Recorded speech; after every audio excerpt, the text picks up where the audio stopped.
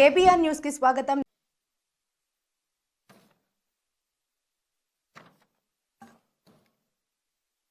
గౌరవనీయురాలు honourable minister for tribal welfare, women and child welfare Shrimati Gummadi Sandhyarani garu, గౌరవనీయులు ex national ST commission member Shri Gurunatham garu, honourable గౌరవ శాసన మండలి సభ్యురాలు పసుమర్తి అనురాధ గారు, స్థానిక శాసనసభ్యులు గౌరవనీయులు బోండా ఉమామహేశ్వరరావు గారు, ఈ కార్యక్రమానికి ఇచ్చేసిన గౌరవ శాసనసభ్యులు, సెక్రటరీ ట్రైబల్ వెల్ఫేర్ కన్నబాబు గారు, అదే మరి ఇక్కడనే కాకుండా రాష్ట్రం నలుమూలల నుంచి మొత్తం ఐటీడీఏ అన్ని ప్రాంతాల నుంచి అనుసంధానం అయ్యారు. వారందరినీ ఇప్పుడు మనం చూస్తే ITDA office Seethampeta, government junior college Parvathipuram, ITDA office RCVaram, ITDA KRPuram, TWRS Sunnipenta Srikakulam, APRS Chintur, Girijana Bhavan Nellore, ఈ విధంగా వివిధ ప్రాంతాల నుంచి ఆదివాసులందరూ కూడా ఈరోజు ఈ కాన్ఫరెన్స్ లో ఉన్నారు. వారందరికీ పేరు పేరున మనస్ఫూర్తిగా అంతర్జాతీయ గిరిజన దినోత్సవ సందర్భంగా మనస్ఫూర్తిగా శుభాకాంక్షలు, శుభాభినందనలు. ఇప్పుడే నేను బయట చూశాను. ఒక విధంగా చెప్పాలంటే అనేక కళలున్నాయి. అరకుకు పోతే ఆడ గిరిజన నృత్యం దేశానికి ఒక ప్రత్యేకత ఉంది. అనేక సాంప్రదాయాలు, మీకు అనేక విధాలుగా ఎన్నో కళలున్నాయి. అలాంటి కళలుండే వ్యక్తులందరూ కూడా గిరిజనులు ఇంకా చాలా వెనుకబడి ఉన్నారు. ఇది దృష్టిలో పెట్టుకుని 1994 ఐక్యరాజ్య సమితి సర్వసభ్య సమావేశంలో ప్రతి ఏడాది ఆగస్టు 9వ తారీఖున ప్రపంచ ఆదివాసీ దినోత్సవంగా జరుపుకోవాలని నిర్ణయించారు. అక్కడి నుంచి మీరు చూస్తే చాలా సంవత్సరాలుగా మనం జరుపుకోలేకపోయాం. తెలుగుదేశం ప్రభుత్వం వస్తానే నేను ఆ రోజు ఆదివాసీ దినోత్సవాన్ని జరపాలని ముందుకొచ్చి జీవో నెంబర్ 127 3/8/2018లో రాష్ట్రంలో ప్రతి సంవత్సరం ఆదివాసీ దినోత్సవాన్ని జరుపుకోవాలనుకున్నాం, జరిపాం. కానీ ఇటీవల కాలంలో ఇది కూడా జరపకుండా నిలిపేశారు. మళ్లీ ఈ సాంప్రదాయానికి శ్రీకారం చుట్టిన పార్టీ ఎన్డీఏ, తెలుగుదేశం పార్టీ అని చెప్పి కూడా నేను మీకు తెలియజేస్తున్నా. ఈరోజు మన దేశానికే రాష్ట్రపతి ద్రౌపది ముర్ము గారు ఉండడం మనందరికీ గర్వకారణం. ఆవిడ్ని మీరందరూ ఒక స్ఫూర్తిగా తీసుకోవాల్సిన అవసరం ఉంది. ఒక మామూలు మహిళ, ఒక స్కూల్లో టీచర్గా పనిచేస్తూ అంచెలంచెలుగా ఎదిగి ఈరోజు దేశానికి అధ్యక్షురాలు కాగలిగిందంటే అది గిరిజనులకుండే, ఆదివాసులకుండే ప్రతిభ. ఆ స్ఫూర్తిని ఆదివాసులందరూ తీసుకుని మీరు కూడా ముందుకు సాగాల్సిందిగా మిమ్మల్ని అందరినీ కోరుతున్నా. ఆదివాసులు అనగానే శౌర్యం, సహజ ప్రతిభ, నైపుణ్యం కలిగిన వ్యక్తులు, ప్రకృతిని ఆరాధించేవాళ్లు. ఇప్పుడే ఏకలవ్యుడు, ఇక్కడే ఫోటోలు కూడా తీసుకున్నా. ఏకలవ్యుడు నిషిద ట్రైబ్, ఎవరన్నా జీపీటీకి వెళ్తే అది చెప్తుంది ఏ ట్రైబ్ అని కూడా. ఒక గిరిజన కుటుంబంలో పుట్టి టీచరు లేకపోయినా కాదు అని నిరాకరించిన ఫోకస్ పెట్టాడు, విద్యను అభ్యసించాడు. ఎప్పటికీ ఒక ఆదర్శంగా నిలిచే వ్యక్తి ఏకలవ్యుడని చెప్పి కూడా నేను మీకు తెలియజేస్తున్నా. అలాంటి వాడు గిరిజనులో పుట్టడం గిరిజన స్ఫూర్తికి ఇదొక నిదర్శనం. ఇదే కాకుండా ఆదివాసులందరూ వ్యవసాయం, అటవీ ఉత్పత్తులు, హస్తకళలు, జానపద సంగీతం, నృత్యం చేయడం, సాంప్రదాయ ఆహారాలు అంటే మళ్లీ ప్రపంచం మొత్తం ఈ యొక్క ఆర్గానిక్ ఆహారానికి శ్రీకారం చుట్టే పరిస్థితికి వచ్చారు. ఇవన్నీ ఆలోచించినప్పుడు భవిష్యత్తులో ఈ ఆదివాసులుండే ఈ ప్రాంతాల్లో ఎక్కువ అవకాశాలు కూడా ఉన్నాయని చెప్పి కూడా నేను మీకు తెలియజేస్తున్నా. అన్ని విషయాల్లో మీరు ముందుంటారు. మిమ్మల్ని చూస్తే భారతదేశ స్వాతంత్ర ఉద్యమంలో పెద్ద ఎత్తున పోరాడారు. బిర్సా ముండా, తాత్వా బిల్, మన తెలుగు రాష్ట్రం నుంచి కొమరం భీం వంటి వాళ్ళు బ్రిటిష్ వాళ్ళ గుండెల్లో రైళ్లు పరిగెత్తించి స్వాతంత్ర ఉద్యమాన్ని నడిపిన విషయం మనం గుర్తుపెట్టుకోవాల్సిన అవసరం ఉంది. అదే మరిగా అల్లూరి సీతారామరాజు గిరిజన ప్రాంతంలో మీ అండతో, మీ సహకారంతో అక్కడుండి బ్రిటిష్ వాళ్ళ ఆధిపత్యాన్ని ఎట్టి పరిస్థితుల్లో అంతం చేయాలనే ఉద్దేశంతో పోరాడాడు, ప్రాణత్యాగం చేశాడు. అందుకే శాశ్వతంగా ఆంధ్రప్రదేశ్కే కాకుండా ఈ దేశానికి ఒక ముద్దు బిడ్డగా మిగిలిపోయే పరిస్థితికి వచ్చారు. అలాంటి స్ఫూర్తి మీ అందరి ముందర ఉందని చెప్పి కూడా నేను మీకు తెలియజేస్తున్నా. వీటన్నిటికి కూడా మీరు చేసిన త్యాగాలు గాని, మీరు ఇచ్చిన మద్దతు గాని ఎప్పటికీ జాతి మరవదు. అలాంటి విషయాల్లో మీరు ముందుకు పోయారు. ఈరోజు మన దేశంలో మీరు ఒక్కసారి చూస్తే మన రాష్ట్రంలో అయితే 5.53% ఆదివాసులు రాష్ట్రంలో ఉన్నారు. దేశం మొత్తం 10,42,00,000 మంది గిరిజనులున్నారు. ఆఫ్రికా తర్వాత ప్రపంచంలో 2వ స్థానంలో గిరిజనులుండే దేశం భారతదేశం. ఇంకొక పక్కన దేశం మొత్తం 8.6% గిరిజనులుండే పరిస్థితుంది. 2011 జనాభాల లెక్క ప్రకారం మన రాష్ట్రంలో మనం చూస్తే 27,39,000 మంది ఆదివాసులు ఈ రాష్ట్రంలో ఉన్నారు. అంటే 5.53%. ఇవి కూడా 34 షెడ్యూల్ తెగలున్నాయి. 1-2 కాకుండా 34 ఉండే పరిస్థితుంది. అయితే మొత్తం 6,45,000 ఎస్టీ కుటుంబాలున్నాయి. అటవీ ప్రాంతంలో 13,96,000 మంది ఉన్నారు. అదే మాదిరిగా మైదానంలో దగ్గర 13,43,000 మంది ఉన్నారు. ఈరోజు మొత్తం చూస్తే అల్లూరి సీతారామరాజు, పార్వతీపురం మన్యం, విజయనగరం, ఏలూరు, అనకాపల్లి ఇలాంటి జిల్లాల్లో 36 మండలాల్లో 3,512 రెవెన్యూ గ్రామాలు షెడ్యూల్ గ్రామాలుగా, షెడ్యూల్ ప్రాంతాలుగా, ఐటీడీ ప్రాంతాలుగా మనం నామకరణం చేసుకున్నాం. దీన్ని మనం ముందుకు పోయే పరిస్థితికి వచ్చాం. ఈరోజు మీరు చూస్తే అనేక సాంప్రదాయాలు, మీలో కూడా అనేక కట్టుబాట్లు కూడా ఉన్నాయి, అనేక వర్గాలు కూడా ఉన్నాయి. కోయ, కొండదొర, సవర, భగత, జాతాపు, కొండు, కొండరెడ్లు, వాల్మీకి తెగలు ఎక్కువగా ఇందులో ఉంటారు. మిగిలిన వర్గాలుగా కూడా చాలా మంది ఉన్నారు. అదే ప్లేన్ ఏరియాకు వస్తే, మైదానానికి వస్తే యానాదులు, ఎరుకల, సుగాలి, చెంచులు ఇలాంటి చాలా వర్గాలు ఇంకా ఉన్నాయి.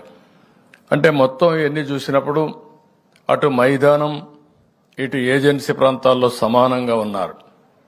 కానీ మైదానంలో ఉండే వాళ్ళ జీవన ప్రమాణాలు కూడా అంతంత మాత్రమే ఉన్నాయి. ఇది చాలా బాధాకరం అని చెప్పి కూడా నేను మీకు తెలియజేస్తున్నా. ఏజెన్సీ ఏరియాలో ఉండే వాళ్ళ జీవన ప్రమాణాలు ఇంకా ఒక విధంగా చెప్పాలంటే కనీసం రోడ్లు కూడా లేకుండా అవస్థపడతా ఉంటే, మామూలుగా అందరితో సమానంగా నివసించే మైదాన ప్రాంతంలో ఉండే గిరిజనుల పరిస్థితి కూడా అధ్వానంగా ఉండే పరిస్థితి వచ్చింది. ఇవన్నీ చూసిన తర్వాత మీరు ఒక్క విషయం గుర్తుపెట్టుకోవాలి. సమైక్య ఆంధ్రప్రదేశ్లో చైతన్యం అనే ఒక కార్యక్రమం తీసుకొచ్చాను. నా ఉద్దేశం ఒకటే, గిరిజన ప్రాంతాల్లో కొన్ని ప్రాంతాల్లో వనరులున్నాయి. మైదాన ప్రాంతంలో ఉండే గిరిజనులు వనరులు కూడా లేవు, కానీ అందరూ పైకి వస్తున్నారు, వీళ్ళు పైకి రాలేకపోతున్నారు. అందుకే ఆ రోజు నేను పెట్టింది చైతన్యం అనే పేరు పెట్టాను. చైతన్యంతో కార్యక్రమాలు చేసి మీ జీవితాల్లో పెను మార్పులు తేవాలని ఆ రోజు ప్రభుత్వం ముందుకు పోయాం. ఒక మాటలో చెప్పాలంటే కాఫీకి ప్రారంభించాం. అదే మాదిరిగా ఎక్కడెక్కడ ఎలాంటి అవకాశాలుంటే ఆ అవకాశాలన్నీ అందిపుచ్చుకుని ఈరోజు ఏజెన్సీ ఏరియా ఉంది. ఇప్పుడు నేను చూశాను, చాలా మంది ఆర్గానిక్ ఆహార పదార్థాలు పండిస్తారు. ఏమాత్రం ఎరువు వేయకుండా ఆరోగ్యానికి అవసరమైనటువంటి ఆహార ధాన్యాలు పండిస్తారు, చిరుధాన్యాలు పండిస్తారు. కొంతమంది అడవుల్లో ఉండే బ్రహ్మాండమైనటువంటి ఆహార ధాన్యాలు కూడా ధాన్యాలే కాకుండా మనం ఉత్పత్తి చేసే అడవుల్లో దొరికే వస్తువులైతే అనేక విధాలుగా ఉపయోగపడతాయి. అంటే మెడిసినల్ వాల్యూ ఉండే చాలా వస్తువులు ఈ యొక్క ఫారెస్ట్ ఏరియాలో దొరుకుతుంది. ఈరోజు మనం ఇంకొక పక్క చూస్తే తేనె, ఎక్కడా దొరకనటువంటి ఒక బ్రహ్మాండమైన తేనె ఇక్కడ అటవీ ప్రాంతాల్లో దొరికే పరిస్థితి వస్తుంది. ఇలాంటి చాలా అవకాశాలు ఉన్నాయి. ఈ అవకాశాలను ఆ రోజు నేను అందిపుచ్చుకుని నేను ఒకటే చెప్పాను. ఆ రోజు నేను చేసిన పని మీరు చూస్తే, కాఫీకి నేను ప్రాధాన్యత ఇవ్వడమే కాకుండా దాన్ని లాజికల్ గా తీసుకుపోవాలని చెప్పి ముందుకెళ్ళాం. నేను సిల్వర్ ఓక్ ట్రీస్ పెట్టించాను. దాని మీద కాఫీ పంట కిందనేసాం. దానికి ఆ సిల్వర్ ఓక్ ట్రీస్ కి ఏవైతే మనకు కావాల్సినటువంటి ఇవన్నీ కూడా ఏవైతే వివిధ రకాలైనటువంటి స్పైసెస్ అన్ని కూడా తీసుకున్నాం. దీనివల్ల ఆదాయం బాగా పెరిగింది. ఈరోజు ప్యారిస్ లో కూడా అరకు కాఫీ అమ్మగలిగామంటే అదే దీనికి ఉండే ప్రత్యేకతని మరొక్కసారి మీ అందరికీ తెలియజేస్తున్నా. ఇటీవల ప్రపంచంలో ఉండే అతిపెద్ద పత్రికలు రాస్తున్నాయి, వ్యవసాయం అంటే భారతదేశంలో అరకు కాఫీ ఒక ఉదాహరణ చెప్పే పరిస్థితికి వచ్చారు. ఏదైతే ఎకానమిస్ట్ పేపర్లు కానీ ఇలాంటి పేపర్లని కేస్ స్టడీస్ చేసి ఇది డెవలప్ చేస్తే పేదరిక నిర్మూలన జరుగుతుంది, మారుమూల ప్రాంతాల్లో ఉండే గిరిజనులకు న్యాయం జరుగుతుందని వాళ్ళు కూడా చెప్పే పరిస్థితికి వచ్చారు. అందుకే దీన్ని నేను ప్రమోట్ కూడా చేశాను. మీరు గుర్తుపెట్టుకోవాలి, మార్కెటింగ్ కూడా చేశాను. ఆ రోజు ప్రధానమంత్రి గారు వస్తే, నరేంద్ర మోడీ గారు వస్తే నేను అరకు కాఫీ ఆయనకిచ్చి తాగిచ్చి ఆయన్ని ఒక బ్రాండ్ అంబాసిడర్ గా ఉపయోగించామంటే అది గిరిజనుల పైన ఈ ప్రభుత్వానికి ఉండే ప్రేమ. ఒక మంచి వస్తువును తయారు చేయడమే కాదు, ఆ వస్తువు మంచిదని 10 మందికి చెప్పడం కూడా చాలా ముఖ్యం. ఆ పని ఆ రోజు నేను చేశాను. ఇప్పుడే మాట్లాడుతూ ఉంటూ చూశాను కొంతమందిని. అందరూ డాక్రా సంఘాలు మహిళలు ఇక్కడున్నారు. ఈరోజు డాక్రా సంఘాలలో ఉండే మహిళల్ని, పేద మహిళల్ని ఒక సంఘటిత శక్తిగా తయారు చేయాలని 30 ఏళ్లకు మునుపు ఆలోచించాను. దేనికోసం ఆలోచించారంటే, చదువు లేదని ఇంట్లో కూర్చోకుండా మారుమూల ప్రాంతాల్లో ఉండే ఆడబిడ్డలందరినీ ఒక శక్తివంతమైన మహిళగా తయారు చేయాలని, చేతి వృత్తుల్ని కుల వృత్తుల్ని ప్రోత్సహించాలని, మీ ఊర్లో దొరికే వస్తువులతో అనేక రకాలైన పదార్థాలు తయారు చేసి మార్కెటింగ్ చేయాలని చెప్పి కూడా మనం ముందుకు పోయాం. అందుకే ఇప్పుడు 2-3 చూస్తా ఉంటే నా పక్కన ఒక అమ్మాయి కూర్చునింది. ఆ అమ్మాయి పేరు వచ్చి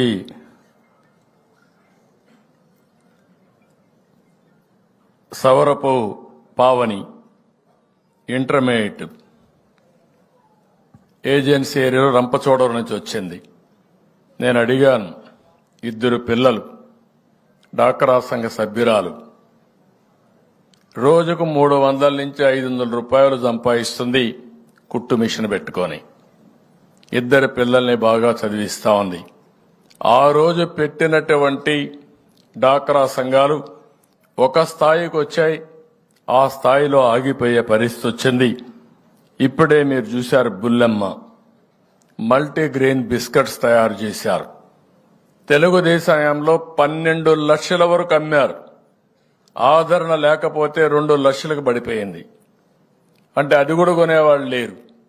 అంటే ఇక్కడ మీరందరూ గుర్తుపెట్టుకోవాల్సింది, ఏ పని చేసినా అనునిత్యం సాధన చేస్తూ ఇంకా నైపుణ్యాన్ని పెంచుకుంటూ మీకు ఎప్పటికప్పుడు ప్రభుత్వాల దోహదం చేస్తే తద్వారా మీ ఆదాయం పెరిగే పరిస్థితి వస్తుంది. అదే నేను ఆ రోజు ఆలోచించాను. కనీసం 12 లక్షలు ఆ రోజు టర్నోవర్ ఉంటే ఒక 5-10 ఏళ్లలో అది 50 లక్షలు, 1 కోటి రూపాయలు అయి ఉండాలి. దాని ఆదాయం కూడా అదే మాదిరిగా పెరగాలి. ఆదాయం పెరిగి ఎవరైతే ఈ పనిలో ఉంటారో వాళ్ళందరికి కూడా జీవనోపాధి రావాలి, జీవన ప్రమాణాలు పెరగాలి. అలాంటి కార్యక్రమాలు చేయాలని చెప్పి మనం ముందుకు పోయాం. ఈరోజు ఇంకొక పక్కన ఇక్కడ చూస్తే ఎవరైతే జ్యోతి స్విచ్చింగ్ ఒక 15-12 మిషన్లు పెట్టుకొని చేశారు. ఎప్పుడైతే ఈ ప్రభుత్వం వచ్చిన తర్వాత ఆదరణ లేదో, ఒక లంబాడా మహిళ ఒక ఆదర్శంగా చేయాలని చెప్పి ఆలోచించింది. జీవితంలో పైకి రావాలని ఒక ప్రగాఢమైన ఆకాంక్ష ఉంది. కష్టపడ్డారు, కానీ ఏమాత్రం కూడా కష్టాలు వచ్చినప్పుడు గైడ్ చేసేవాళ్ళు లేకపోతే వాళ్ళకి ఏమాత్రం సహకరించేవాళ్ళు లేక పూర్తిగా దెబ్బతిన్నారు. ఇంకో పక్కన మీరు ఇప్పుడే చూశారు, ఏకుల రవి, ఇతను యానాది. నేను అప్పుడప్పుడు అనిపిస్తుంది, మైదానంలో ఉండే యానాదులు గాని, మైదానంలో ఉండే చెంచులు గాని, మైదానంలో లంబాడలు గాని అందరికంటే కూడా వెనుకబడి ఉన్నారు. దీనికి కారణం మనందరం ఆలోచించాల్సిన అవసరం ఉంది. నేను చూశాను, ఎక్కడైతే యానాదులైతే నెల్లూరు జిల్లా, ప్రకాశం జిల్లాలో ఎక్కువ ఉంటారు, తిరుపతి జిల్లాలో కూడా ఎక్కువ ఉంటారు. నేను ప్రతి ఒక్క కులాన్ని, ప్రతి ఒక్క ప్రాంతాన్ని అధ్యయనం చేస్తున్నాను. దేనికోసం అధ్యయనం చేస్తున్నానంటే, ఎందుకు మీరు వెనుకబడి ఉన్నారు, మీ జీవితాల్లో మళ్లీ వెలుగు తేవాలంటే ఏం చేయాలనో అవి చేయడం కోసం నేను దీనిపైన ప్రత్యేక శ్రద్ధ పెట్టానని చెప్పి కూడా నేను మీకు తెలియజేస్తున్నా. ఇప్పుడే మన్యం జిల్లా నుంచి మీరు చూశారు, సవరా తులసి 10th క్లాస్ చదివింది. చాలా బాగా మాట్లాడగలుగుతా ఉంది. కానీ ఆ అమ్మాయిని చూస్తే దగ్గర ఈరోజు కొన్ని మేకలు పట్టుకొని చిరుధాన్యాలు వ్యాపారం చేసుకుని ఆ రోజు ఇచ్చినటువంటి పట్టా ఇచ్చిన దాన్ని ఉపయోగించుకుని కొన్ని పంటలు వేసుకొని ముందుకు పోయే పరిస్థితికి వచ్చింది. తద్వారా కుటుంబాన్ని రన్ చేసుకుంటూ ఇప్పుడే ఆవిడ అడిగింది, ప్రైమరీ హెల్త్ సెంటర్ కూడా కావాలి, ఇప్పించమని చెప్పి దగ్గర హాస్పిటల్ అడిగే పరిస్థితికి వచ్చారు. ఇవన్నీ కూడా ఉదాహరణలు మాత్రం. ఇక్కడికి వచ్చినప్పుడు నేను ఒక్క విషయం ఈ సందర్భంగా ప్రతి ఒక్కరికి తెలియజేస్తున్నా. ఈరోజు స్వాతంత్రం వచ్చి 78 సంవత్సరాలైంది. అందరూ అభివృద్ధి అయి ముందుకు పోతున్నారు. కానీ ఆ అభివృద్ధిలో వెనుకబడిపోయింది గిరిజనులు వెనుకబడ్డారు, ఆదివాసులు వెనుకబడ్డారు, షెడ్యూల్ కులాలు వెనుకబడ్డారు, బీసీలు బాగా వెనుకబడిపోయే పరిస్థితికి వచ్చారు. ఇంకొక పక్కన మీరు ఒకసారి చూస్తే ఈ యొక్క ఆదివాసుల్లో ఎంఎంఆర్ గాని ఐఎంఆర్ అంటే పుట్టిన పిల్లలు ఎక్కువ మంది చనిపోతున్నారు. పుట్టిన పిల్లలు వచ్చినప్పుడు తల్లులు కూడా చనిపోయే పరిస్థితికి వస్తున్నారు. ఇది మంచి పరిణామం కాదు. దీని మీద మనం శ్రద్ధ పెట్టాల్సిన అవసరం, తగ్గించుకోవాల్సిన అవసరం ఉంది. అయితే ఇంకొక పక్కన సంతానోత్పత్తి మీరు చూస్తే మన రాష్ట్రంలో రోజు రోజుకు జనాభా తగ్గిపోయే పరిస్థితికి వస్తా ఉంది. అంటే మామూలుగా మీరు ఆలోచిస్తే 2.1 ఒక మహిళ జీవిత కాలంలో ఇద్దరు కంటే కూడా ఎక్కువ జన్మనిస్తే ఈ యొక్క పాపులేషన్ జనాభా ఇదే మరి మేనేజ్ అవుతుంది. కానీ ఈరోజు రాష్ట్రంలో 1.7కు వచ్చారు, లేకపోతే 1.5కు వచ్చారు. అంటే రాబోయే రోజుల్లో ముసలి వాళ్ళు ఎక్కువ అవుతారు, పిల్లల సంఖ్య తగ్గిపోతుంది, సంపాదించేవాడు కూడా ఉండరు, కడాన ఆధారపడేవాళ్ళు పెరిగిపోతాం. కానీ శుభ పరిణామం గిరిజనుల మాత్రం ప్రస్తుతానికి 2.1% ఉంది. అంటే ప్రతి ఒక్క మహిళ ఇద్దరు పిల్లలకి పైన జన్మనిచ్చే పరిస్థితుంది. ఇది శుభ పరిణామం. ఇటీవల కాలంలో నేను మాట్లాడుతున్నాను, మన పిల్లలు మనకు ఆస్తి.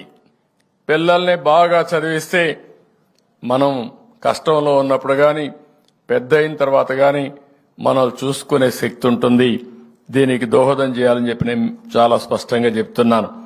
ఇంకో పక్కన మీరు చూస్తే దేశంలో తలసరి ఆదాయం ఒక సంవత్సరంలో దేశంలో తలసరి ఆదాయం చూస్తే 1,72,000. ఆంధ్రప్రదేశ్లో తలసరి ఆదాయం 2,20,000, అది కూడా తక్కువే. తెలంగాణలో మీరు చూస్తే 3,20,000 ఉంది. అక్కడ మనం చేసిన అభివృద్ధికి ముందు పోయే పరిస్థితికి వచ్చారు. కానీ గిరిజన ప్రాంతంలో ఆదివాసులకి 1,25,000. అంటే మైదానంలో ఉండే వాళ్ళకంటే ఇతరుల కంటే మీ ఆదాయం 1,00,000 రూపాయలు తక్కువ ఉంది, సగమేముంది. ఇది సమంజసం కాదని కూడా మీకు తెలియజేస్తున్నా. దీనిపైన శ్రద్ధ పెడతాం, పేదవాళ్లపైన శ్రద్ధ పెడతాం. అందుకే నేను ఒక మాట అన్నాను, గిరిజనులు పేదరికంలో పుట్టి పేదరికంలో చనిపోతున్నారు.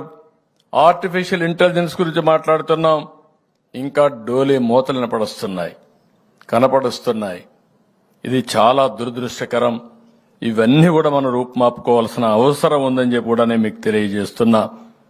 అందుకే నేను ఒక మాట అన్నాను, జీరో పావర్టీ అంటే పేదరికం లేని సమాజాన్ని నిర్మాణం చేసుకోవాలి. ఏ పని చేసినా పేదల దృష్టిలో పెట్టుకొని చేయాలి. అలాంటి పేదలు ఎక్కువ ఉండేది ఆదివాసుల్లో ఉన్నారు. వారి మీద నా శ్రద్ధ ఉంటుంది, ఈ ప్రభుత్వం యొక్క శ్రద్ధ ఉంటుంది. మిమ్మల్ని పైకి తీసుకొచ్చే వరకు, అన్ని విధాలు ఆదుకునే వరకు మీకు అండగా ఉంటామని కూడా మీకు అందరికీ తెలియజేస్తున్నా. ఒకసారి గతాన్ని కూడా మీరు ఒక్కసారి ఆలోచించుకుంటే, తెలుగుదేశం పార్టీ హయాంలో 14-19లో 16 పథకాలు తీసుకొచ్చాం. దగ్గర 199 గురుకుల పాఠశాలలు తీసుకొచ్చాం. 2,705 విద్యా సంస్థలు ఏర్పాటు చేసుకుని అందులో 2,45,380 మంది విద్యార్థులు విద్యను అభ్యసిస్తున్నారు. ఒకప్పుడు గిరిజనుల్లో విద్య లేదనే ఉద్దేశంతో ఆ రోజు ఎన్టీ రామారావు గారు ఆలోచించి ఒకే మాట చెప్పారు, ఏ ఊర్లో స్కూల్ కావాలనో ఇచ్చిన ఘనత గురుకుల పాఠశాలని నామకరణం చేసి గురుకుల పాఠశాలలు పెట్టిన వ్యక్తి ఎన్టీఆర్. ఆ రోజు ఇంకొక మాట కూడా చెప్పాడు, గిరిజన ప్రాంతాలకి మైదానంలో పంపిస్తే వాళ్లకు న్యాయం జరగదు కాబట్టి అక్కడ చదువు తక్కువ ఉన్న టీచర్స్ ట్రైనింగ్ లేకపోయినా, బీఈడీ లేకపోయినా ఉద్యోగాలు ఇద్దాం, తర్వాత టీచింగ్ చెప్తూ చదువు చెప్తూ డిగ్రీ ఇప్పించే ఏర్పాటు చేస్తామని చెప్పిన వ్యక్తి నందమూరి తారక రామారావు గారని చెప్పి నేను మీకు తెలియజేస్తున్నా. అంటే స్కూల్స్ రావాలి, ఆదివాసులు చదువుకోవాలి, ఆ చదువు చెప్పే వాళ్ళు కూడా ఆదివాసులు ఉండాలనేది ఎన్టీ రామారావు గారి సంకల్పం. దానికి మేము కట్టుబడి ఉన్నామని చెప్పి కూడా నేను మీకు తెలియజేస్తున్నా. మీ పిల్లల విద్య కోసం 14-19లో 450 కోట్లు ఖర్చు చేస్తే ఫీజు రీఎంబర్స్మెంట్ కోసం ఈ ప్రభుత్వం వచ్చిన తర్వాత సగం తగ్గించేశారు. 260 కోట్లు పడిపోయే పరిస్థితి వచ్చింది.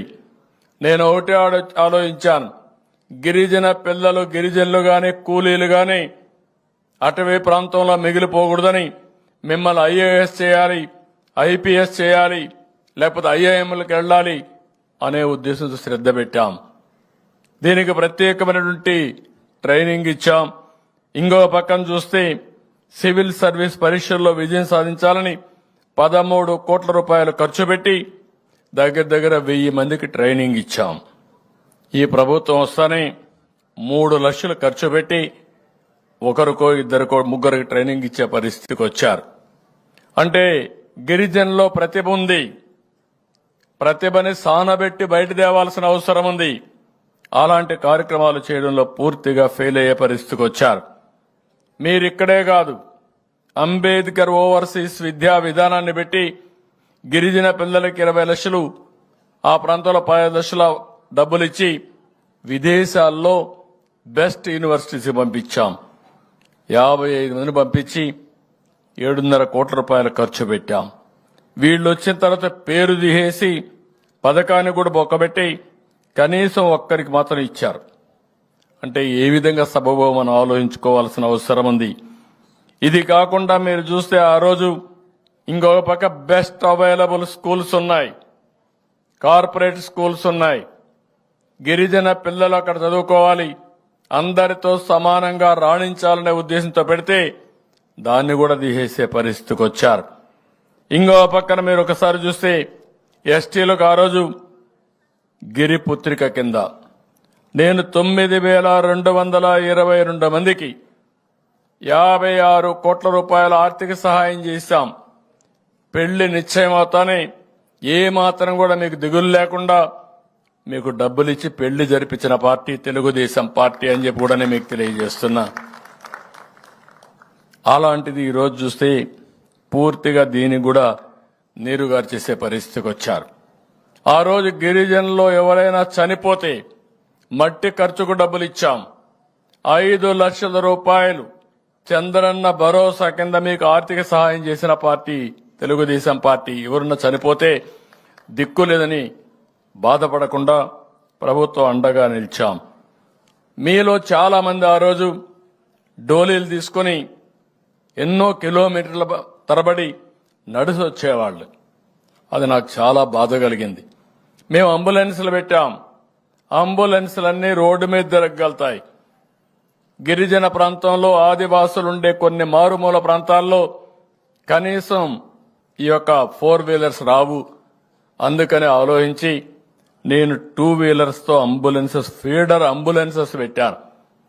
ఫీడర్ అంబులెన్స్ అంటే ఎక్కడో గూడెం ఉంటుంది, ఆ గూడెం నుంచి మెయిన్ రోడ్డుకు వస్తే అక్కడ అంబులెన్స్ రెడీగా ఉంటుంది. ఇది తేవాలంటే స్కూటర్ని ఫీడర్ అంబులెన్స్లుగా చేసి మీరు అక్కడి నుంచి తీసుకొచ్చే సౌకర్యం పెడితే ఈ మధ్య కాలంలో డోలీల్లో మోసుకొస్తున్నారు. ఆరోగ్యం బాగాలేకపోతే మోసుకొస్తున్నారు. ఎవరైనా కానీ డెలివరీకి రావాలంటే, ప్రసూతి చేయాలంటే, హాస్పిటల్కి రావాలంటే అక్కడి నుంచి మోసుకొస్తామంటే దారి మధ్యలో వాగుల దగ్గర, చెట్టు దగ్గర, పుట్ట దగ్గర, శ్మశానం దగ్గర డెలివరీ చేసే పరిస్థితి వచ్చారంటే, అక్కడే జన్మనిచ్చే పరిస్థితి వచ్చారంటే ఏంటి కర్మ అని అడుగుతున్నా, ఏంటి దౌర్భాగ్యం అని అడుగుతున్నా. ఒక నాగరిక ప్రపంచంలో ఉన్నాం, ఆధునిక ప్రపంచంలో ఉన్నాం, కంప్యూటర్ యుగంలో ఉన్నాం.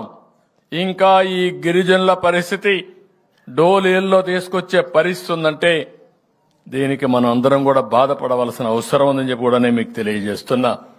ఎప్పుడైతే హాస్పిటల్కి వస్తారో శిశు మరణాలు తగ్గుతాయి, మాతా మరణాలు తగ్గుతాయి. దానివల్ల చాలా వరకు ప్రతి ఒక్కరు కూడా ఆనందంగా డెలివరీ చేసే పరిస్థితికి వస్తారు. ఇంకొక పక్క నేను ఆ రోజు ఆలోచించాను, గిరిజనుల్లో పౌష్టికాహారం తక్కువ ఉంటుందనే ఉద్దేశంతో ఆడబిడ్డలందరికీ కూడా పౌష్టికాహారం ఇచ్చాం. పిల్లలకు పౌష్టికాహారం ఇచ్చి ఫుడ్ బాస్కెట్ కింద ప్రత్యేక శ్రద్ధ చూపించాం. కడాన గిరిజన ఏరియాలో మస్కిటోస్ ఎక్కువ ఉంటాయనే ఉద్దేశంతో మస్కిటో నట్లు కూడా ఇప్పించాం. గిరిజనుల్లో పౌష్టికాహారం ఉండదు కాబట్టి మీకు బలహీనం అవుతారు. అలాంటప్పుడు న్యూట్రిషియస్ ఫుడ్ కూడా ఇవ్వాలని అలాంటి వాళ్ళందరినీ ఆలోచించి ఆ రోజు మీకు అన్ని కూడా అందజేశాం. ఇవే కాకుండా ట్రైకార్ ద్వారా మీరు చూస్తే స్కిల్ డెవలప్మెంట్ కోసరం, ఉపాధి కోసరం, భూమి కొనుగోలు కోసరం 685 కోట్ల రూపాయలు ఖర్చు పెట్టాం. ఇది కాకుండా గిరిజన ప్రాంతంలో మొబైల్ టవర్స్ పెట్టాలని, మీకు కూడా ఆధునికమైన వసతులు రావాలని. సెల్ ఫోన్లు అంటే కొంతమందికే కాదు, ఇప్పుడు నేను పక్కన సెల్ ఫోన్ పెట్టుకున్నాను, టైం చూసుకుంటున్నాను, వార్తలు చూసుకోగలుగుతున్నాను. ఇలాంటి వసతి గ్రామీణ ప్రాంతాల్లో, మారుమూల ప్రాంతాల్లో ఉండే ఆదివాసులు కూడా రావాలని తెలుగుదేశం పార్టీ సంకల్పం. ప్రపంచంలో జరిగే విషయాలు ఆ రోజు మీరు తెలుసుకోవాలి. టెక్నాలజీ ద్వారా పేదరిక నిర్మూలన సాధ్యం. అలాంటి దానికోసం ఇవి పెడితే దీన్ని కూడా దెబ్బతీసే పరిస్థితికి వచ్చారు. నేను ఆ రోజు మీ అందరికీ ఉచిత కరెంట్ ఇచ్చాను.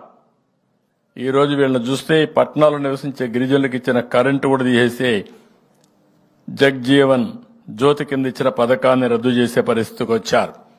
ఇంకో పక్క ఏజెన్సీ ఏరియాలో బాక్సైట్ తవ్వకాలను మనం నిలిపేస్తే వీళ్లు లేటరైట్ పేరుతో మళ్లీ తవ్వకాలు కూడా ప్రవేశపెట్టే పరిస్థితికి వచ్చారు.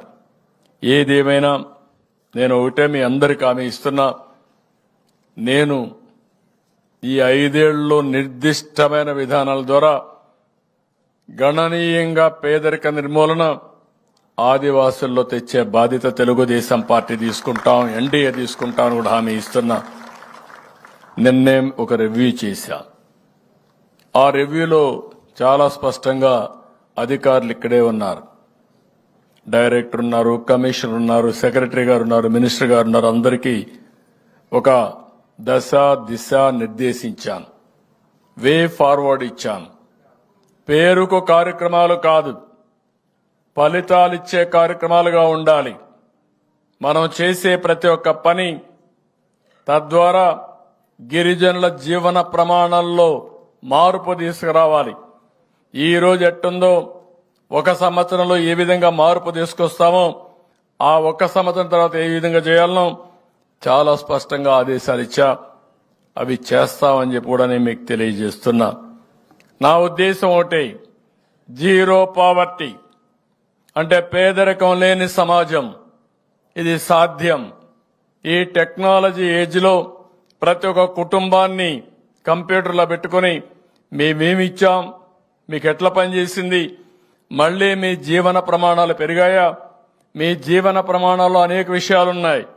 మీ ఆరోగ్య విషయాలు, ఆర్థిక విషయాలు, లేకపోతే మీ కుటుంబంలో కావలసిన వస్తువులు ఉన్నాయి. కొన్ని ప్రాంతాల్లో మనం చూస్తున్నాం ఇంకా కరెంటు లేని ఇండ్లున్నాయి, అదే మాదిరిగా మరుగుదొడ్డి లేని ఇండ్లున్నాయి, ఇంకో పక్క ఇండ్లులోని పేద కుటుంబాలున్నాయి. అంటే ఇవన్నీ కూడా కనీస అవసరాలు. తాగునీరు లేని గ్రామాలున్నాయి, అంటే తాగునీరు కూడా మీ ఇంటి దగ్గర కొళాయి లేని గ్రామాల ఇళ్లున్నాయి. నేను అందుకనే ఒకే నిర్ణయం చేశాం, ఒక ఇంటికి కనీస అవసరాలు ఏమేం కావాలనో అవన్నీ నెరవేర్చే బాధ్యత తీసుకుంటాం. అది అయిన తర్వాత ఆ కుటుంబాన్ని ఆర్థికంగా పైకి తీసుకురావాలంటే ఏమేం చేయాలని అవి కూడా చేస్తాం. ఇది కాకుండా గ్రామ అవసరాలు, మీ ఊర్లో సిమెంట్ రోడ్డు ఉందా, వీధి దీపాలున్నాయా, లేకుంటే చెత్తంతా సక్కునగా తీస్తున్నారా, మీ గ్రామం నుంచి మెయిన్ రోడ్డుకు రోడ్డు ఉందా, రోడ్డు లేకపోతే ఇలాంటి సమస్యలు చాలా వస్తాయి. మీ ఊర్లో స్కూల్ అందుబాటులో ఉందా, మీ పిల్లలందరూ స్కూలుకు పోగలుగుతున్నారా, టీచర్ ఉన్నాడా, ఇవన్నీ కూడా ఒక నిర్దిష్టమైన కార్యక్రమాలు పెట్టుకుని గ్రామ సౌకర్యాలన్నీ కూడా ఫిలప్ చేసి తద్వారా మీకు మెరుగైన ఇది చేయడం, మీ ఊర్లో ఉండే వనరులన్నీ కూడా ఉపయోగించుకుని మీ ఆదాయాన్ని పెంచే మార్గాలు ఏమున్నాయో అవన్నీ కూడా చేస్తాం. అదే సమయంలో మీ ఊరు నుంచి మీరు మండల కేంద్రానికి రావాలన్నా, హాస్పిటల్కి పోవాలన్నా, మార్కెటింగ్ వస్తువులు తీసుకుపోవాలన్నా ఎలాంటి ఇన్ఫ్రాస్ట్రక్చర్ క్రియేట్ చేయాలన్నా అవన్నీ చేస్తామని చెప్పి కూడా నేను మీకు తెలియజేస్తున్నా. ఇది కాకుండా గిరిజనుల కోసం, మీ పిల్లల ఉద్యోగాల కోసం మొన్నే మీరు చూస్తే మెగా డిఎస్సి అనౌన్స్ చేశాం. దీనికోసం విశాఖపట్నంలో గిరిజనులకు స్టడీ సర్కిల్ పెడతాం, మెగా డిఎస్సి కోచింగ్ సెంటర్ పెడతాం, విజయవాడ తిరుపతిలో కూడా పెడతాం. ఇంకొక పక్కన ట్రైకార్ ద్వారా మళ్లా రుణాలు ఇప్పిస్తాం. గతంలో ఇచ్చినట్టే ఇన్నోవా కార్లు కూడా ఇప్పించి గిరిజనులకు జీవనోపాధి కల్పించే బాధ్యత తీసుకుంటాం. గతంలో 81 గిరిజన హాస్టల్ని రెసిడెన్షియల్ స్కూల్స్ గా మార్చాం. ఇప్పుడు వీటికి కొత్త బిల్డింగులు కావాలి. అవి కూడా కట్టించే బాధ్యత ఈ ప్రభుత్వం తీసుకుంటాం. ఇది కాకుండా గిరిజన సమరయోధుల కోసం చింతపల్లి మండలం లంబసింగిలో తాజంగి గ్రామంలో ఏర్పాటు చేస్తున్న గిరిజన మ్యూజియం కూడా పూర్తి చేస్తాం. ఇంకో పక్క విలేజ్ సెక్రటరీలో చాలా మంది పనిచేస్తున్నారు ఏఎన్ఎంల కింద. వాళ్ళందరినీ ట్రైబల్ వెల్ఫేర్ స్కూల్స్ లో పెట్టి మీ పిల్లల ఆరోగ్యం కాపాడే బాధ్యత తీసుకుంటాం. ఇది కాకుండా ఇంకొక పక్కన మీరు చూస్తే అరకు కాఫీ, అక్కడనే పెప్పర్ ఇవన్నీ తయారు చేయడం, పండించడం. మీకు ఏమేమి చేయగలుగుతామో మీ ఆదాయాన్ని పెంచే మార్గం. ఒక రోజున అరకు కాఫీ ఈరోజు కొన్ని షాపుల్లో ఉంది, కానీ ఇది ఇండియాలో ఉండే అన్ని షాపుల్లో పెట్టి ప్రపంచంలో ఉండే ముఖ్య నగరాల్లో పెట్టే బాధ్యత తీసుకుని అరకు కాఫీకి ప్రపంచవ్యాప్తంగా గుర్తింపు తీసుకొస్తామని చెప్పి కూడా నేను మీకు తెలియజేస్తున్నా. అందుకే ఇప్పుడే చెప్పాను, మొత్తం నాణ్యత ఎట్లా రావాలి, క్వాలిటీ ఎట్లా పెంచాలి, దానికి కావాల్సినటువంటి మంచి రకమైన కాఫీని ఇంకా ఎట్లా ప్రోత్సహిస్తాం. అక్కడి నుంచి మీరు చూస్తే ఆ కాఫీని ఏ విధంగా మ్యానుఫ్యాక్చరింగ్ గా చేయాలి, కాఫీ పౌడర్ గా చేయాలి.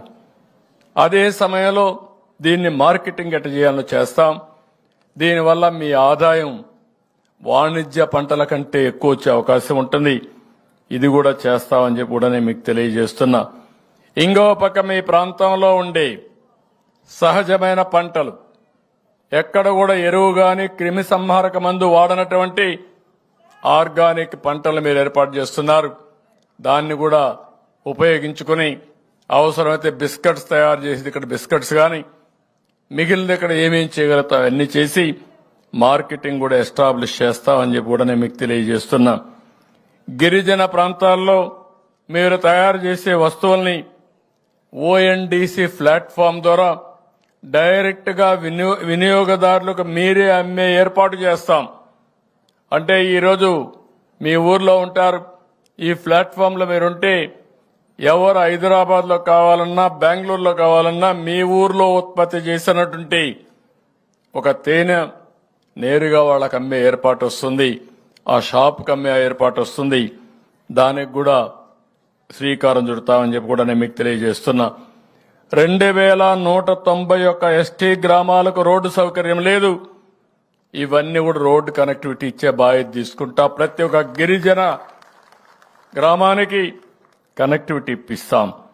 దగ్గర 16,816 గిరిజన నివాస ప్రాంతాలకి తాగునీళ్లు లేవు.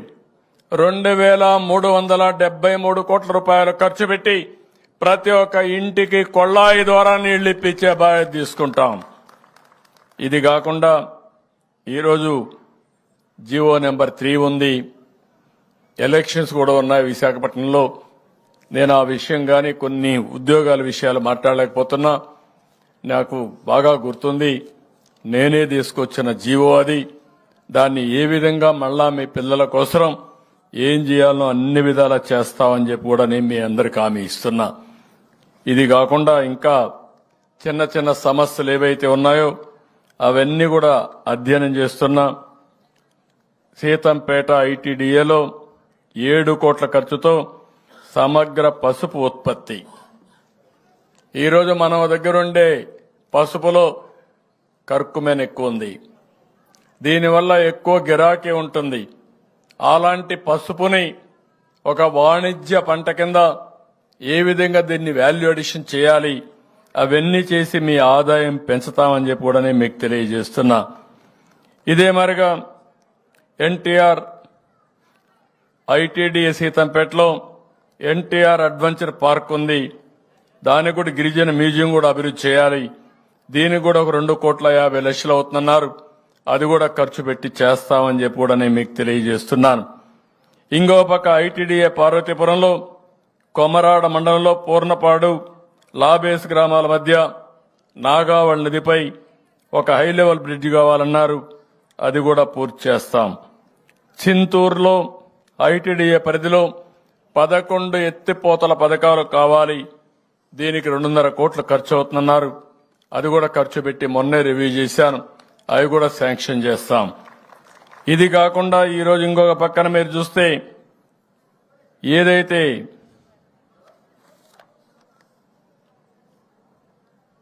పాడేరులో మెడికల్ కాలేజ్ ఉంది, నేను అది కూడా నిర్ణయం చేశాం. 500 కోట్ల రూపాయలతో ఆ మెడికల్ కాలేజీని పూర్తి చేసే బాధ్యత కూడా ఈ ప్రభుత్వం తీసుకుంటుంది. ఇంకొక పక్కన మీరు చూస్తే 418 ఏకోపాధ్యాయ పాఠశాలలున్నాయి. 50 కోట్ల అంచనాతో భవనాలు పూర్తి చేసే బాధ్యత కూడా తీసుకుంటాం. అల్లూరి సీతారామరాజు జిల్లా ప్రధాన కేంద్రాల్లో 3 ప్రధాన రహదారులు కారిడార్స్ ని 50 కోట్ల రూపాయలు ఖర్చు అవుతుంది. అది కూడా పూర్తి చేస్తాం. ఏజెన్సీ ప్రాంతంలో ముఖ్యంగా పాడేరు ఏరియాలో 10 కోట్ల ఖర్చు పెట్టి ఆ ప్రాంతంలో టూరిజాన్ని పూర్తిగా అభివృద్ధి చేస్తాం. అరకు ప్రాంతం కూడా టూరిజానికి బాగా అనుకూలమైన ప్రాంతం. ఇవన్నీ కూడా వర్కౌట్ చేస్తాను. నేను ఈ నిర్ణయాలన్నీ ఎన్నికల రాకమునిపై నిర్ణయించాను. రివ్యూ మీటింగ్లు అనౌన్స్ చేశాను. అందుకే మళ్ళా మీ ముందర కూడా చెప్తున్నా. ఇవి కాకుండా ఒకటే మీ అందరికీ విజ్ఞప్తి చేస్తున్నా. ఈ ఆదివాసీ దినోత్సవ సందర్భంగా మీ అందరికీ శుభాకాంక్షలు తెలియజేయడమే కాకుండా ఒక నిర్దిష్టమైన ప్రణాళికతో గిరిజనులకు అభివృద్ధి చేసే బాధ్యత మేము తీసుకుంటాం. మొన్న ఎన్నికల్లో కూడా మీరందరూ దగ్గర అరకులో 7 అసెంబ్లీ సీట్లుంటే 5 సీట్లు ఎన్డీఏని గెలిపించారు. అది మా జీవితంలో ఎప్పుడూ మర్చిపోలేం. ఏదైనా మంచి పనులు జరగాలంటే అక్కడుండే ప్రజల్లో కూడా ఆలోచన విధానం కూడా మంచిగా ఉండాలి. మొన్న ఎన్నికల్లో మీరు చూశారు, రాష్ట్రంలో ఒక సుడిగాలి వచ్చింది. ఆ సుడిగాల్లో అడ్రస్ లేకుండా అప్పుడున్న పార్టీ ముఖ్యమంత్రి కొట్టుకుపోయే పరిస్థితికి వచ్చారు. ఇంకా తిరిగి వచ్చే పరిస్థితిలో కూడా లేరు. దీనికి కారణం ఏంటి? అరాచకమైన పాలన, అవినీతి పాలన, దోపిడీ పాలన, పేదవాళ్ల పొట్టగొట్టే పాలన వచ్చింది. నేను అడుగుతున్నా, ఇక్కడుండే గిరిజనులకి, ఇక్కడుండే ఆదివాసులకి ఏమైనా న్యాయం జరిగిందా అని అడుగుతున్నా. ఏ ఒక్క వ్యక్తి జరిగిందా అని మిమ్మల్ని అడుగుతున్నా. ఇక్కడుండే గిరిజనులు ఎవరికైనా న్యాయం జరిగిందని అడుగుతున్నా. 5 ఏళ్లలో ₹1 రుణాలు ఇచ్చారా అని మిమ్మల్ని అడుగుతున్నా. మీ పిల్లల్ని పూర్తిగా నిర్వీర్యం చేసే పరిస్థితికి వచ్చారు. అడిగితే గిరిజనుల పైన కూడా కేసులు పెట్టే పరిస్థితికి వచ్చారు. దౌర్జన్యాలు చేసి ప్రజాస్వామ్యాన్ని అపహాస్యం చేశారు. అందుకే వచ్చింది నిశ్శబ్ద విప్లవం. ఆ నిశ్శబ్ద విప్లవం తుఫానుగా, పెను తుఫానుగా మారి ఎన్నికల రోజున మీరు చూస్తే ఎవరు ఊహించిన విజయం, 193 సీట్లు ఎన్డీఏ గెలిచిందంటే ఇది ఒక చరిత్ర. ఒక హిస్టారిక్ ఎన్నికలు జరిగాయి. మీలో కూడా ఎక్కువ మా మీద నమ్మకాలు పెరిగిపోయినాయి, కోరికలు ఎక్కువగా ఉన్నాయి. కష్టాలు అనుభవించారు. కష్టాలు అనుభవించిన తర్వాత ఎవరైనా సరే మళ్లీ సుఖపడాలనుకుంటాం. కానీ నేను ఇప్పటి వరకు సమీక్షలు చేశాను. సమీక్షలు చేస్తే ఖజానా ఖాళీ అయిపోయింది. 10 లక్షల కోట్ల రూపాయల అప్పులున్నాయి. అప్పుకు వడ్డీ కట్టాలి, అసలు కట్టాలి, మళ్ళా మీకు పనులు చేయాలి, ఇచ్చిన హామీలు నిలబెట్టుకోవాలి. నేను సూపర్ 6 అని ఇచ్చాను. ఇప్పటికే కొన్ని ఫైనలైజ్ చేశాం. మొన్న మీరు చూస్తే ఒక అమ్మాయి ఇప్పుడే చెప్పింది, 1వ తారీఖున మా మామకి 4,000 రూపాయల పింఛన్ వస్తుందని. నేను చెప్పాను, పేదవాళ్లకు పింఛన్లు పెంచుతానని చెప్పాను, పెద్ద కొడుకుగా ఉంటానని చెప్పాను. చెప్పిన మాట నిలబెట్టుకుని మొదటి నెలలోనే 7,000 రూపాయలు ఇచ్చాం. 2వ నెల నుంచి 4,000 రూపాయలు ఇచ్చాం. వాలంటీర్లు లేకపోతే పింఛన్లే ఇవ్వలేమని ఎన్నికలప్పుడు ముసలి వాళ్ళందరినీ మోసుకొచ్చి ఎండల్లో కూర్చోబెట్టి దగ్గర 35 మందిని చంపేశారు. నేను అందుకే ఒక సవాలుగా చెప్పా, రేపు వస్తానే ఒక్క రోజులో 1 గంట నాకు సమయం ఇవ్వండి, ఎందుకు ఇవ్వలేమో నేను చూస్తానని చెప్పా. ప్రజలు అవకాశం ఇచ్చారు.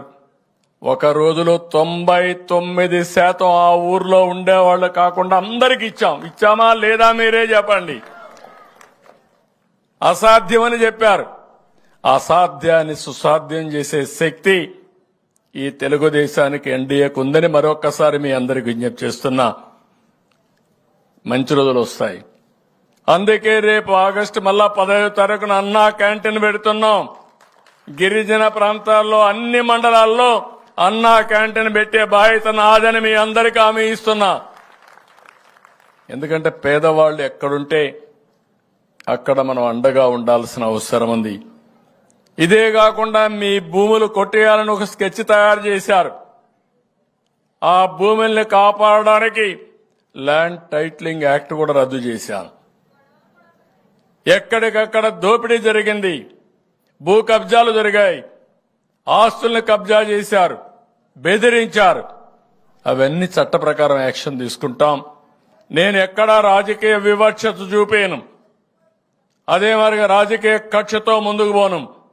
కానీ మన రాష్ట్ర ప్రజల ఖజానా మీకు చెందవలసిన ఆస్తులను దోచేసిన వాళ్ళని శిక్షిస్తా, మళ్ళా కలెక్ట్ చేస్తా. ఆ డబ్బులు తీసుకొచ్చి ఈ పేదవాళ్ల కోసమే ఖర్చు పెడతానని మరొక్కసారి మీ అందరికీ హామీ ఇస్తున్నా. కాబట్టి మళ్లీ కోరుతున్నా, ఈ రోజుటి నుంచి చైతన్యం 2.0 ప్రారంభమైంది. ఒకప్పుడు 95 తర్వాత చైతన్యం 1 పెట్టాను. ఈరోజు 2.0 ప్రారంభమైంది. 2.0 చైతన్యం మీరు గుర్తుపెట్టుకోవాల్సింది, మీ అందరిలో ఎక్కడ పేదవాడుంటే అక్కడికి వస్తుంది. మీకు కావలసిన వనరులు ఇచ్చి మీ పేదరికం నుంచి పైకి తీసుకొచ్చే బాధ్యత ఈ ప్రభుత్వం తీసుకుంటుందని మరొక్కసారి మీ అందరికీ హామీ ఇస్తూ, మరొకసారి అంతర్జాతీయ ఆదివాసీ దినోత్సవ సందర్భంగా మీ అందరికీ అభినందనలు, శుభాకాంక్షలు. మీ జీవితాల్లో వెలుగు రావాలని భగవంతుని మరొక్కసారి మనస్ఫూర్తిగా కోరుకుంటూ అందరికీ నమస్కారాలు. జై హింద్,